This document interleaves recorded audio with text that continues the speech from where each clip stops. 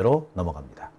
국유화 폐간 어떤 대통령도 할 수 없는 일인데 감히 제가 어떻게 그런 말을 한다는 것입니까? 이치에 닿지 않는 말을 가지고 사람을 이렇게 몰약해서는 안 됩니다.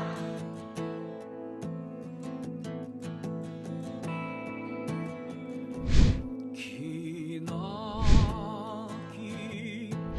밤이었거든 압제의 밤이었거든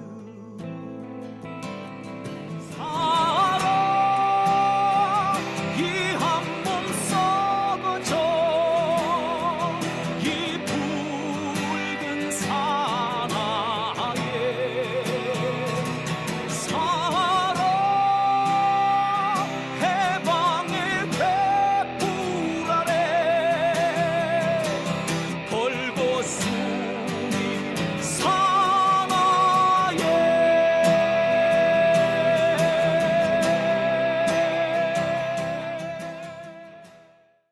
네, 오밤중의 뉴스 함께하고 계십니다. 이번 순서는 정치루킹 이인혜 기자와 함께하는 순서입니다. 매주 화요일 준비되고 있는 시간이죠. 요즘은 저보다 우리 이인혜 기자나 또 김대호 PD가 출연하는 시간을 다들 더 기다리시는 것 같아요. 약간 질투도 납니다. 네, 그만큼 현장에 생생한 소식을 전해드리고 있기 때문이 아닌가 생각이 드네요.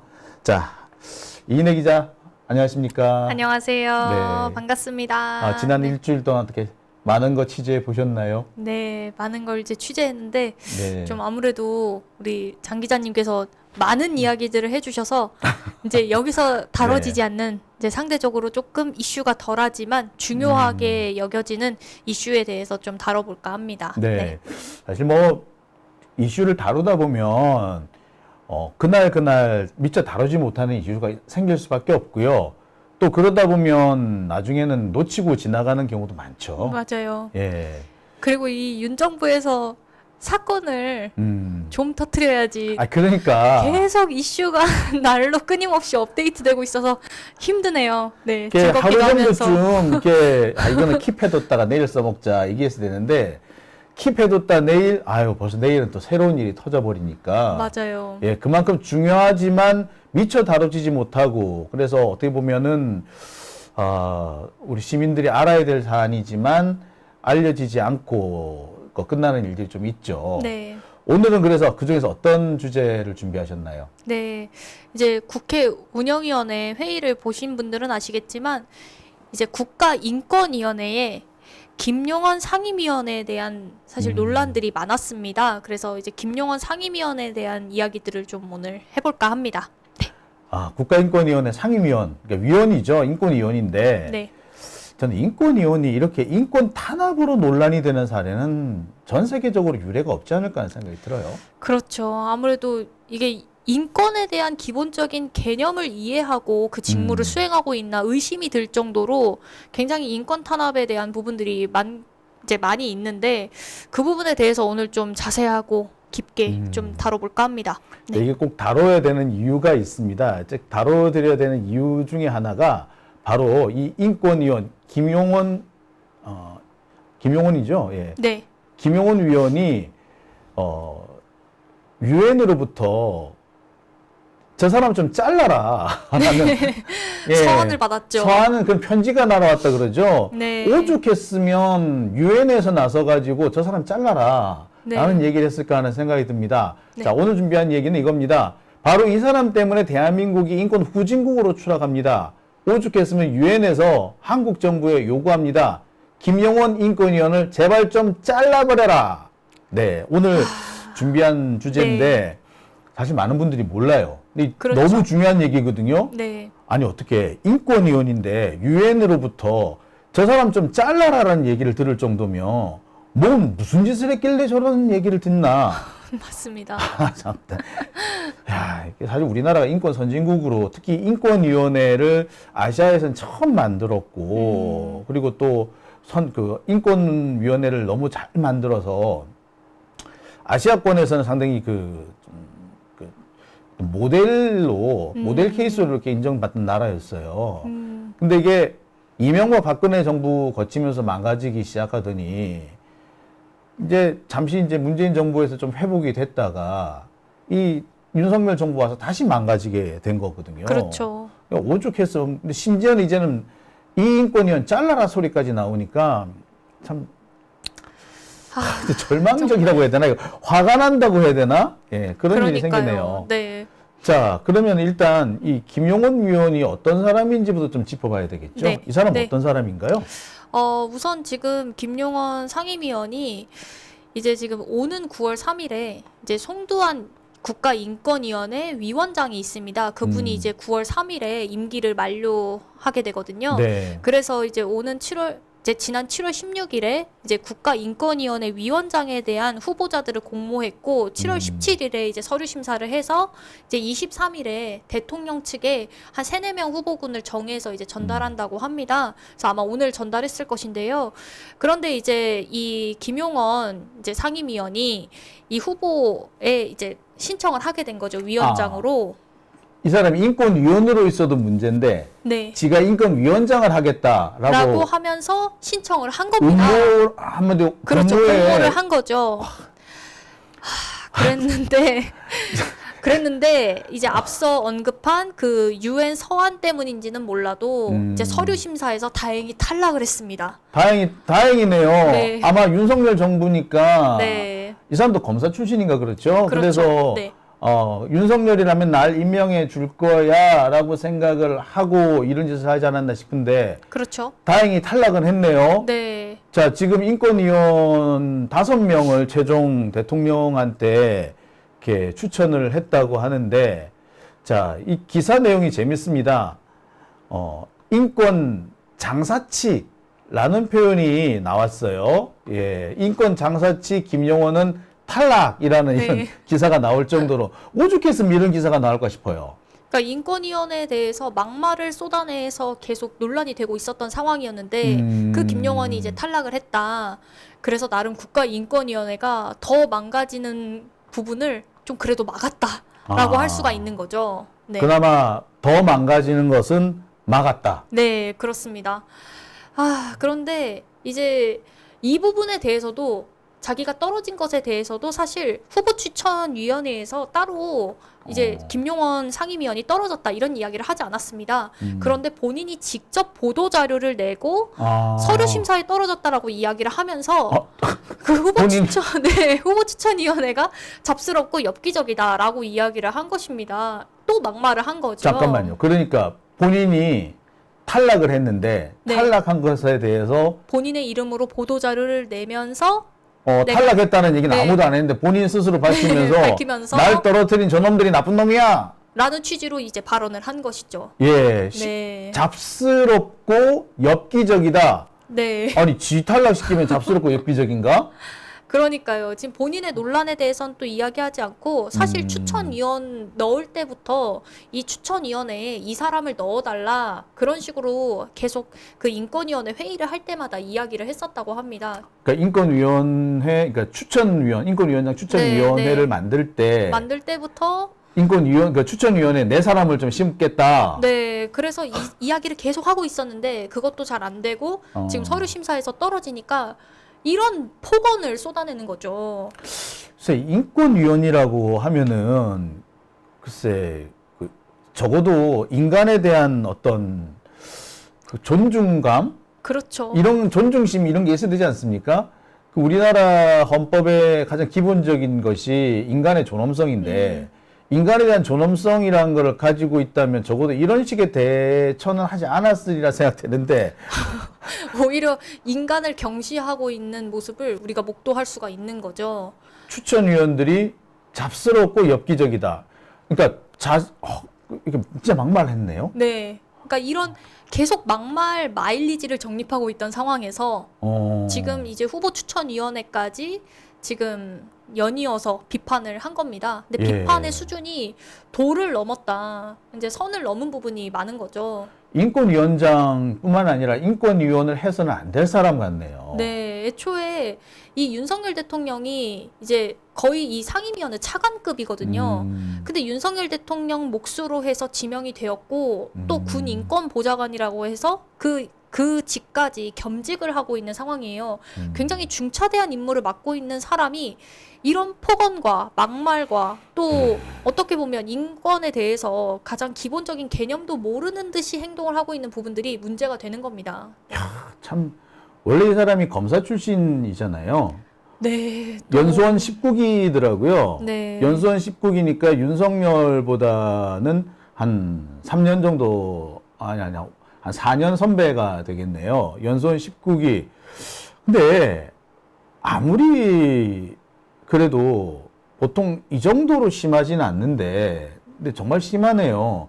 근데 자, 한 가지 궁금한 것이 네.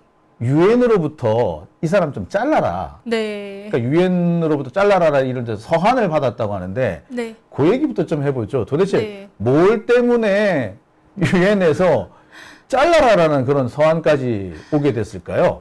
이제 지금 이제 나중에 뒤에서 더 설명을 드리겠지만 이제 군 인권센터에서 이 유엔 특별 보고관한테 이제 이 김용원 상임위원에 대해서 이제 진정서 그리고 긴급 청원서를 제출하게 됩니다.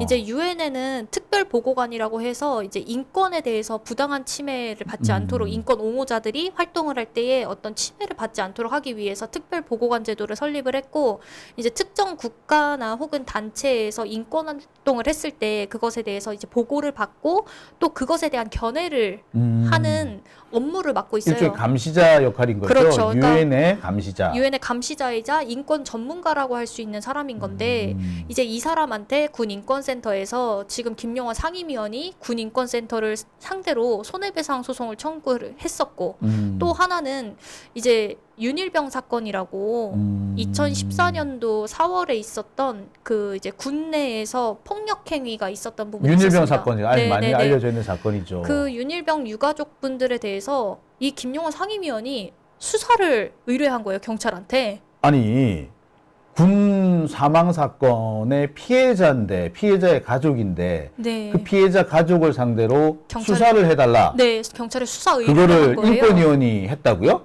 네, 그래서 그것 때문에 이제 군 인권센터에서 이 유엔 특별 보고관에게 이제 청원서를 제출하게 되는데 그러면서 이제 김용원 의원의 어떤 그런 인권 탄압에 대한 우려가 있다. 그래서 그거를 이제 한국 대표단에게 보냈고 그 한국 대표단에서 외교부로 이제 발송을 해서 외교부에서 이제 지금 뭐 그에 따른 조치를 할 수 있도록 법무부나 유관 기관에게 이제 이첩을 했다고 합니다.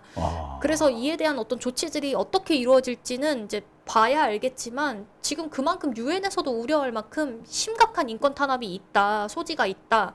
라고 이야기를 한 기사를 거죠. 한번 읽어볼까요? 이러네요. 예. 메리 로울러 유엔 인권 옹호자 특별 보고관. 그러니까 인권 활동을 하는 사람들을 보호하기 위한 분이시네요. 네. 지난달 25일 제네바에 본부를 둔 유엔 인권 최고 대표 사무소를 통해 주 제네바 한국 대표부에 인권위 김용원 상임위원회 인권 옹호자 탄압에 우려를 표명하는 서한을 보냈다. 자, 이게 인권 탄압에 우려하는 서한이라고 하지만 다른 사람도 아니고 그렇죠. 인권위원이 인권 탄압을 한다고 우려하는 사안이 있다는 거는 이 사람 잘라라는 얘기밖에 안 되는 거거든요. 그렇죠. 이 사람은 문제의 소지가 있으니까 더 이상 인권위원 활동을 해선 안 된다. 라는 취지로 보낸 서한인 거죠. 자, 그리고 그 내용이 바로 이겁니다. 자, 세 번째 보면 이렇게 돼 있어요.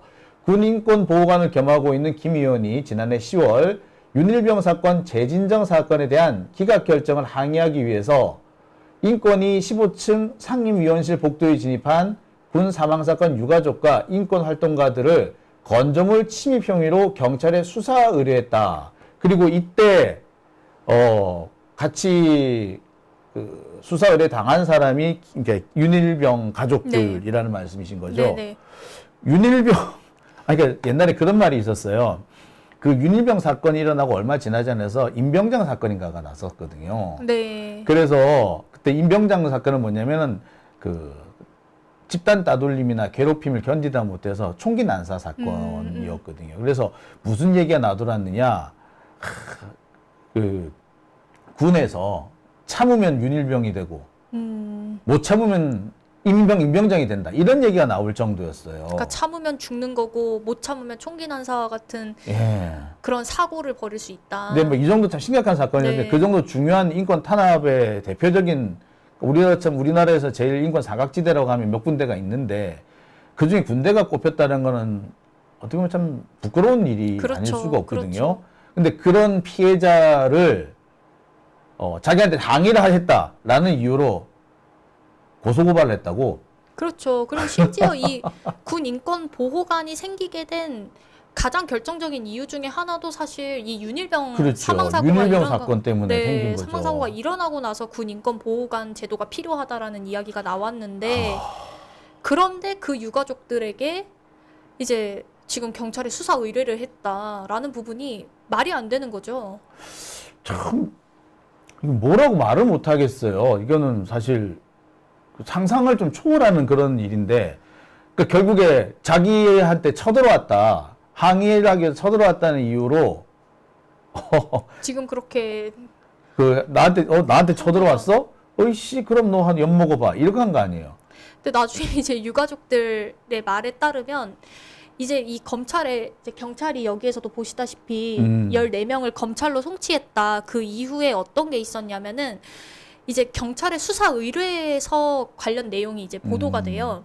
그러면서 이제 김용원 위원이 얼마나 말도 안 되는 이유로 이 유가족들을 대상으로 수사를 의뢰했는지 그 내용들이 적시가 되어 있기 때문에 아하. 그리고 그 유가족들뿐만 아니라 사실 이 유가족들과 더불어서 그 국가인권위원회 내부 직원들까지도 조사해야 된다. 공모를 했을 수도 있다. 뭐야? 그런 이유로 직원들의 통화 내역 기록이랑 그다음에 이제 그 국가인권위원회 사무실을 출입했는지 안 했는지 그런 기록까지도 해달라고 한 거예요, 수사를. 그래서 이것 때문에 계속 문제 제기가 되고 이야기가 나오니까 나중에 검찰 측에다가 처벌 불원서를 내고 이 사람들 경찰에서 수사 받을 건 다 받았으니까 이제 선처해달라 이런 식의 취지로 처벌 불원서를 냈다는 거죠. 그러니까 그 유가족들, 윤일병 유가족들은 더 화가 나는 거죠.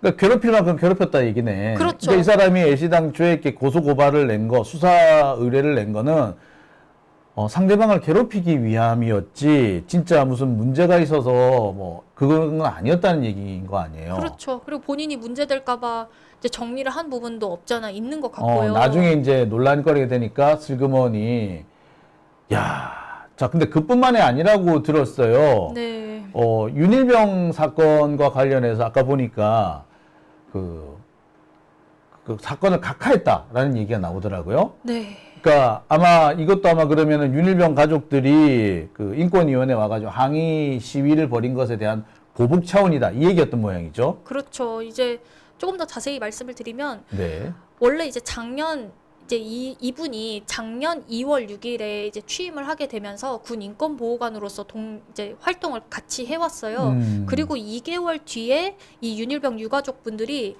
요 이제 사건에 대해서 좀 수사를 다시 해달라 진정서를 이제 내게 되고요.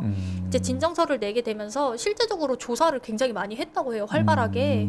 그래서 대면 조사를 하기도 하고 유가족들을 불러서 뭐 이 사건이 어떻게 벌어졌냐 그런 이제 되게 열심히 하셨던 걸로 유가족들이 표현할 만큼 잘 하셨는데 그런데 이게 이제 바뀌게 된 시점이 이제 작년에 이제 박정훈 대령 항명죄 관련 사건이 있었잖아요. 이제 최혜병 수사 외압에 대해서 이제 그 이첩 보류 지시를 거부했다는 이유로 이제 박정훈 대령을 항명죄로 그렇죠. 기소를 네, 한다는 입건을 이야기. 했는데. 지금도 사실 재판을 받고 있고요. 네, 그에 대해서 이제 박정훈 대령을 긴급 구제해야 된다. 그래서 그렇죠. 군인권센터에서 그 네. 긴급 구제 신청을 같이 냈죠. 네, 같이 냈는데 그때 이제 기각을 맞아. 그것도 김용원 네. 인권위원이 기각을 했죠. 본인이 이제 군 인권 보호관이라는 점 때문에 그러니까 사실 그때도 보면은 네가 윤석열한테 덤벼? 그래서 사실 기각했다. 그런 얘기들이 되게 많았거든요. 근데 참 이게 또 공교로운 게 원래는 박정훈 대령의 항명죄가 부당하다라는 취지로 성명서를 냈다고 해요. 군인권센터에서. 그 김용원 상임위원이 처음에는 처음에는 이 박정훈 대령의 항명죄가 부당하다.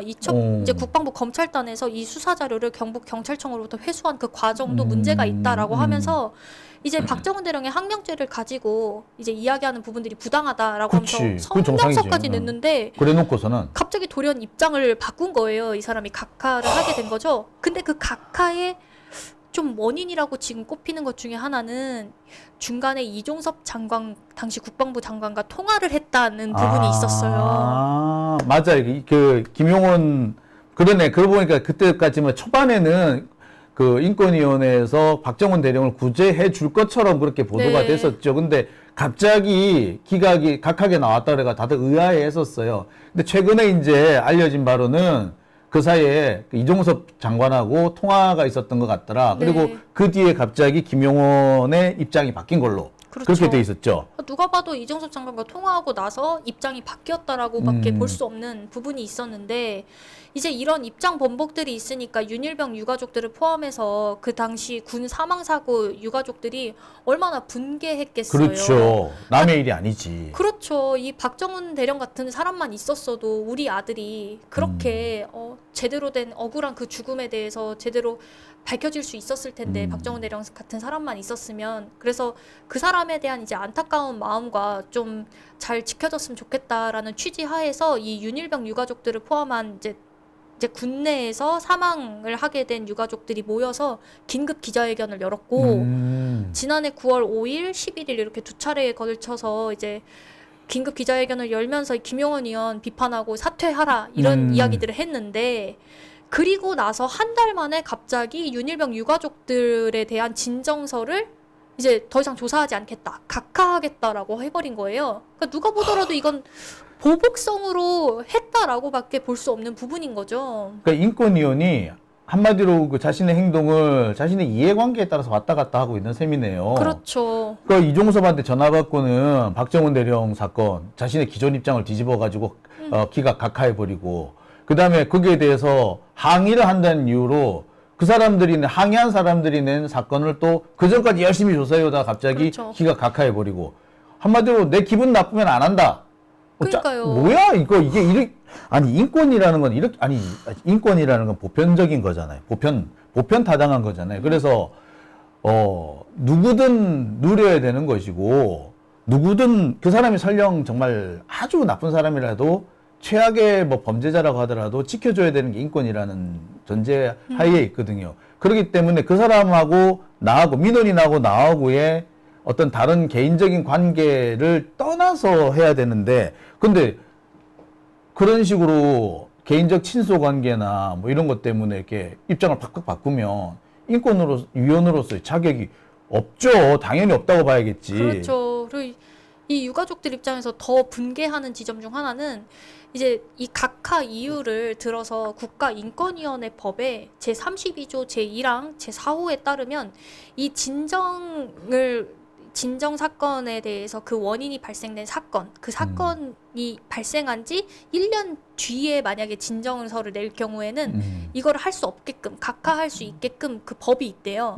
그런데 유가족들이 이 법을 알기 때문에 이거 말고도 특례법에 따라서 1년이 지나고 나서도 충분히 진정서를 낼 수 있는 그 법에 따라서 사실 진정서를 낸 건데 우리 아들 이거 진상조사 좀 밝혀달라라고 한 건데 그런데 이거를 진짜 말도 안 되는 이유로 각하를 해버리니 유가족들 입장에서는 분개할 수밖에 없는 거죠. 말 그대로 법 기술을 썼다고 봐야겠네요. 네. 그러니까 이게 정상적이라면 적용되지 않고 다 타법이 적용되는 건데 그러니까 그거를 그러니까 자기가 원하는 결론을 내리기 위해서 법 적용을 자기 멋대로 각각 끼워 맞췄다는 얘기잖아요. 그렇죠, 그렇죠. 이거 보고 우리 법 기술, 법 왜곡 이렇게 얘기하는 거 아닙니까?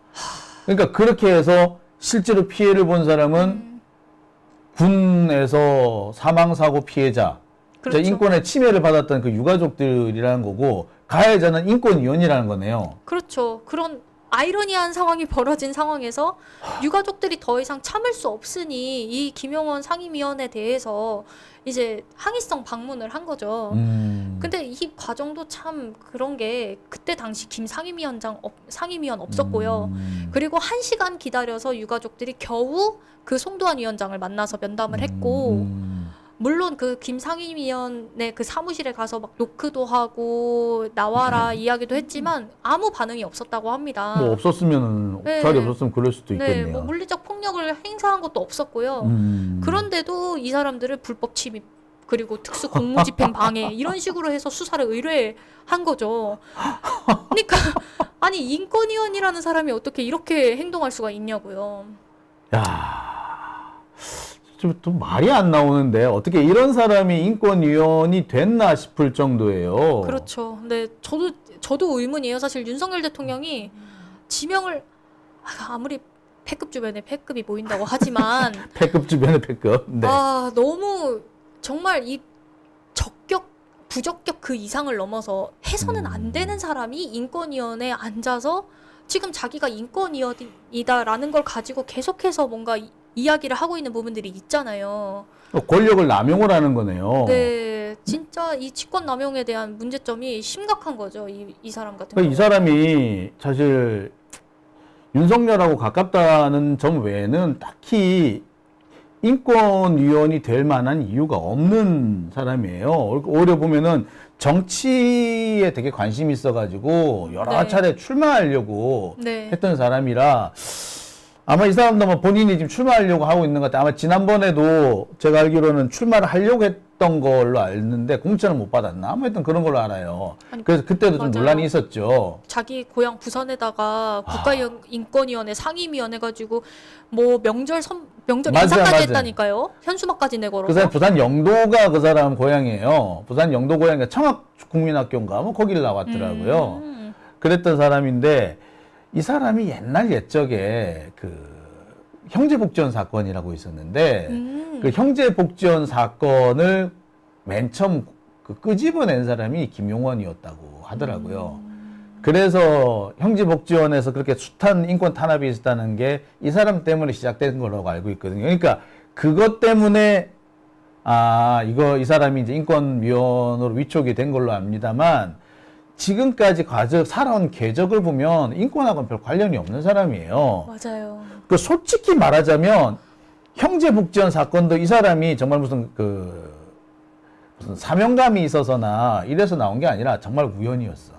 다른 사건을 하다가 뭐 사망 사건 같은 게 있었는데 그게 그 수사를 하러 갔는데 못 들어오게 하더래. 감히 검사를 못 들어오게? 야 이씨 나 죽어봐 라고 해서 시작된 게 형제복지원 사건이었던 거예요. 그러니까 엄밀하게 따지자면 이 사람이 인권하고 상관이 없어. 그냥 얻어 걸린 거네요. 얻어 걸린 거지. 와. 그러니까 당연히 이제 문제가 아니 뭐 어쨌든 옛날에 어떻게 해서 살았든 지금 열심히 하고 잘하면 상관이 없는데 여전히 자신이 가지고 있는 권한을 가지고 오히려 인권 피해자들, 인권을 침해받은 사람들, 이런 사람들을 괴롭히고 살았다는 거 아니야.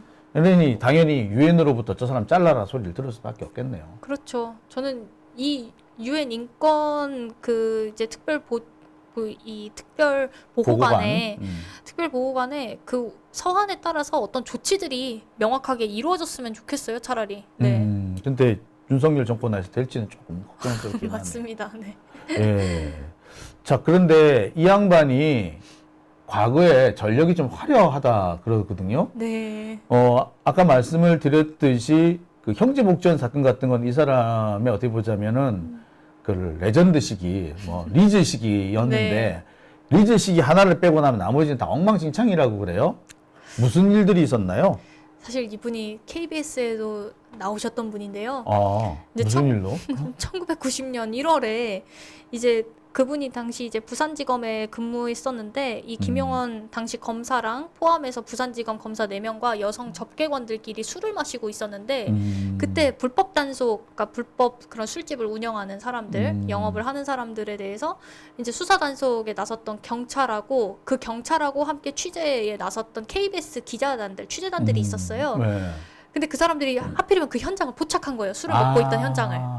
그래서 경찰관한테 신분증 내놔부터 시작해가지고 폭행을 했다는 거 아닙니까? 아니, 잠깐만. 그러면 불법 영업을 하는 곳에 가서 그 네. 술을 마시다가 적발이 된 거 아니에요? 그렇죠. 그러면 신분증 내놔를 지가 왜 합니까? 지가 내놔야지. 그러니까 오히려 경찰관한테 더 적반하장으로 큰 소리를 치면서 심지어는 폭행까지 했다는 거 아닙니까? 야, 이 사람이 그랬단 말이죠, 이 사람이. 네, 네. 그래서 그러니까 검사 시절에도 그러니까 자기가 감히 내가 검사인데 검사가 술 좀 마시겠다는데 경찰 따위가 이렇게 됐다는 얘기죠. 그렇죠. 이게 90년이라고 했나요? 네, 90년 1월이요. 네. 그건 뭔지 알겠다. 그게 우리 이인혜 기자가 혹시 몇 년생이에요? 저 95년이요. 95년. 네. 95년생이면 모를 수도 있어요.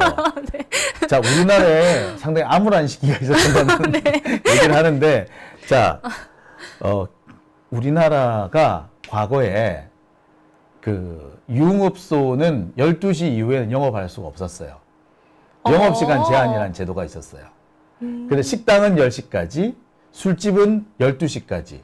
12시가 넘으면 문을 닫아야 합니다. 유흥업소 영업 제한. 이게 언제 없어졌느냐면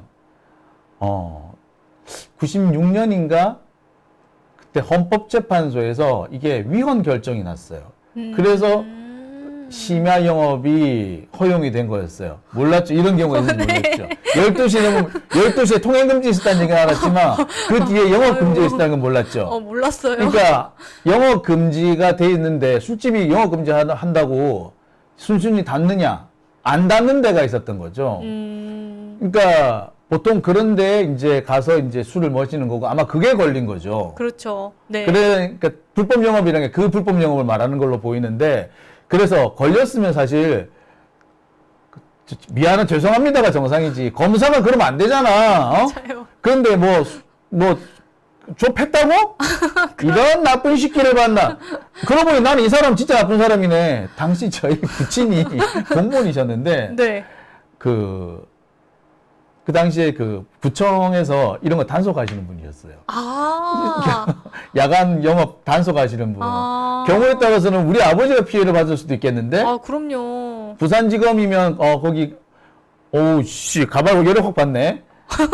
예, 그랬던 사람이란 말이죠. 그렇죠.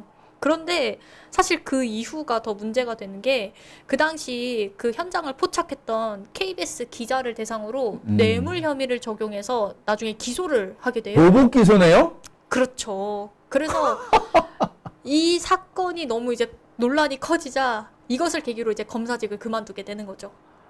야, 대단하네. 자기 술 못 마시게 했다고. 그렇죠. 근데 그리고 변호사 폭행한 것도 모자라서 당시 취재하던 기자를 뇌물 혐의로 뇌물 혐의로. 네. 기자가 KBS니까 공무원에 준하게 되겠구나. 그래서 뇌물이 되겠구나. 그래서 이 진짜 갖다 붙이네. 그렇죠. 그렇게 해서 이제 변호사 법꾸라지라고 봐야 되네. 이런 사람들은. 그러니까 자신의 권한과 권력을 10분 활용하는 사람이네요. 그렇죠. 진짜 문제가 많았던 사람인데 야. 근데 나오고 나서도 변호사 개업을 하고 나서도 사실 그때 이제 뭐 한 가지 논란이 됐던 것 중에 하나가 1999년도에 한일 어업협정 실패했다고 당시 해양수산부 장관한테 길이 65cm에 달하는 일본도를 보내서 할복하라는 협박성 편지를 보냈다는 거 아닙니까? 그런 문제도 있었습니다. 그러니까 기이해요. 보면은 괴상하고. 한일어업협정이 잘못됐다라는 이유로 해양수산부 장관한테 할복을 하라고 칼을 보냈다. 네, 뭐 당시 한국노총 부산지부 그 고문 변호사로 활동했다고 해서 뭐 그런 이유 때문에 보냈는지는 99년. 몰라도 99년에 해양수산부 장관이면 노무현 대통령이었을 수도 있는데. 그래서 아무튼 문제가 많았습니다. 야, 정말 좌충우돌에 본인이 가지고 있는 권력을 이용해서 남을 충분히 괴롭히고, 그러니까 보복이 습관화되어 있는 사람이네, 이 사람은. 그렇죠. 근데 보복이 습관화되어 있는 사람이 무슨 인권위원이야. 그러니 유엔에서 저 사람 짜라라 소리가 달리겠죠. 그 말고 또 있다고 그러더라고요. 또 뭐가 있습니까, 이번에는? 이번에 이제 안 그래도 그 인권위원장 이제 지원에 대해서 이제 했을 때 이제 과거 변협 징계에 대해서 법조는 날 징계할 자격이 없다. 뭐 이 이런 사람이 식으로 그러면 변호사 상태에서 징계를 받은 적도 있어요? 있어요. 네. 변호사 상태에서 징계를 받았다고? 네. 뭘로요? 자, 자료를 한번 볼게요. 그러니까 그게 이번에 보도가 된 모양이네요. 자, 인권위원장에 지원한 김영원 과거 변협 징계에 법조는 날 징계할 자격이 없어 라고 주장을 했다. 그러니까 징계를 받았다는 얘기인데 그렇죠. 뭘로 징계를 받은 건가요? 이제 저도 지금 이게 정확하게는 더 봐야 되겠는데 네, 잠시 자료를 좀 볼까요? 네. 자, 국회 운영위원회 더불어민주당 서미화 의원실에 따르면 편법 사실조회 이력으로 2003년에 과태료 500만 원의 징계 처분을 받고 불복하면서 이의 신청을 냈어요. 그러면서 나를 징계하기 전에 검찰, 법원, 변호사 단체에 대한 조치가 먼저 있어야 한다. 나를 징계하려면 변호사 단체, 검찰, 법원부터 징계하라. 뭔데? 날 뭐네? 징계할 수 없다고 이야기를 하는 거죠. 자, 그래서 네. 뭘로 그러면 편법 사실조회라고 하죠? 자, 2002년 자신이 맡은 이혼 사건에 대한 은행 계좌 사실조회를 신청하면서 해당 사건과 아무 관련이 없는 안상형 부산시장 성추문 사건 피해자로 지목된 여성의 남편에 대한 대출금 변제 내역을 끼워 넣어 편법으로 사실조회한 사실이 적발돼 변협의 징계 처분을 받았다. 근데 이 부분이 얼마나 심각한 건가요? 이런 부분이. 아니, 사실조회 신청서를 이제 법원을 통해서 보내면은 그 법원을 통해서 그 신청서가 도착을 하게 되면요, 일종의 압수수색 영장 같은 거예요. 개인이 요청을 민사소송에서 개개인 간에 이렇게 분쟁이 있잖아요. 근데 뭔가 이 사실 확인을 해야 돼. 그러면 사실 확인하려면 서류 같은 걸 받아와야 될 거 아니에요. 그렇죠. 서류를 내놓으라고 법원이 명령하는 거고 이거를 당사자가 신청을 하는 거거든요. 그러니까 일종의 압수수색 영장 비슷한 거예요. 거기에 아무 관련 없는 사건을 집어넣은 거 아니야. 와, 이거 정말 문제가 되는 부분인데? 이게 심각한 거죠. 이게 왜 이런지 알겠다. 이게 검사들도 그렇고 경찰관도 그렇고 지금도 막 그런 사람이 있을 거예요. 끼워넣기라는 짓을 해요. 정상적으로 이렇게 보통 이렇게 압수수색 영장이든 뭐 이렇게 영장을 할 때 경찰에서 이렇게 뭘 넣어요. 이렇게 서류를 보내 넣는데 거기에 아무것도 관계없는 걸 하나 쑥 찍어 넣는 거야. 그러면은 그 판사들이든 검사들이든 보면서 하나하나 다 볼 수는 없는 거잖아요. 그렇죠. 하나가 쑥 들어와 있으면 그것도 같이 영장을 발부해 주는 거야. 그러면은 엉뚱하게 피해를 보는 거예요. 옛날 같으면은 뭐 개인정보 조회를 막 할 수 있었기 때문에 경찰이 그런 짓 안 했지만 요새는 그걸 못 하니까 이런 방식으로 우회하는 방법을 쓰거든요. 편법이죠. 편법이 아니라 불법이지, 이거. 그 불법을 지금 2003년에 해서 그걸로 징계를 받았다는 얘기인데, 와. 그걸 징계를 받았는데, 이게 그런데 날 징계할 수 징계하려면 없어. 아니 이런 그러니까 이게 그런 짓을 과거에 다른 사람들도 많이 해왔으니까 왜 나만 갖고 그래 이런 식의 얘기를 한 거네. 야, 대단하다. 근데 진짜 이런 불법에 대해서도 문제의식을 전혀 느끼지 못하는 부분이 있는 거잖아요. 근데 지금 인권위원 들어서도 사실 자신의 행동이나 언행에 대해서 그 어떤 반성조차도 없고 이것이 문제가 될 것이다라고 하는 부분들도 전혀 생각하지 못하는 것 같아요, 이 사람이. 본인이 뭘 잘못했느냐라고 생각을 하고 있나 보네요. 네. 그러니 당연히 이런 사람을 인권위원으로 지명한 윤석열이 참 제정신이 아니네요. 이렇게 뭐 패급 주변에 패급이 모인다는 말씀 여기 그대로 드러나지 않나 생각이 네. 드네요. 전 그리고 개인적으로 한 가지 좀 더 안타까운 게 지금 이 상임위원이 지금 군 인권보호관으로 있으면서 지금 군대 문제가 사실 어마어마하잖아요. 지금 최혜병 순직 사건이 터졌지만 우리가 윤일병 사건 때도 와 이런 사건 없었다라고 그렇죠. 사람들이 정말 충격을 받았을 그런 사안이었는데 그 사안이 계속 반복돼서 군대 내에서 지금 지속적으로 사망 사건이 일어남에도 불구하고 어떤 진상 규명이 이루어지는 것도 아니고 책임자 처벌이 완전하게 이루어지는 것도 아니고 그러니까 군대 내에서 계속 사람이 죽어도 아무렇지 않게 넘어가는 사안들이 계속 발생하고 있잖아요. 그러니까 저는 이 최혜병 순직 사건에 대해서도 적어도 군 인권보호관으로서 명명백백히 그 박정원 대령에 대해서 긴급구제 신청도 하고 또 윤일병 사건에 대해서도 진짜 조사를 해서 이것이 또 한 번 뭔가 회자가 되어서 제대로 된 처벌이 더 이루어질 수 있도록 혹시 또 관련된 인권침해 사례는 없었는지 군대 내에 그런 부분들을 저는 보장해줘야 된다고 생각하는데 이 사람이 오히려 그 권한을 남용해서 지금 모든 진정서를 각하했다라고 하는 것 자체가 지금 국민들이 느끼는 어떤 문제의식도 전혀 공감하지 못한다는 거거든요, 이 사람이. 가뜩이나 이 군대 자체가 지금 이 인구수가 줄어가기 때문에 장병수도 당연히 줄어가는 상황에서 누가 군대에 가고 싶겠어요.